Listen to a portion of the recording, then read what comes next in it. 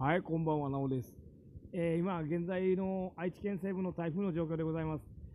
風の方がね、東の寄りの風がですね、ちょっとかなり強くなってきました。雨の方も強くなってきております。で、台風20号ですけどもね、夜の9時に徳島県南部に上陸したということでですね、さらに北上してますのでね、皆さんくれぐれも本当台風にはね、進路気をつけてくださいませ。もうこちらもちょっとかなりやばい状態でございます。ということでは、こちら、愛知西部からお届けいたしました。また何か新しいことありましたら、またお伝えいたします。ありがとうございました。失礼いたします。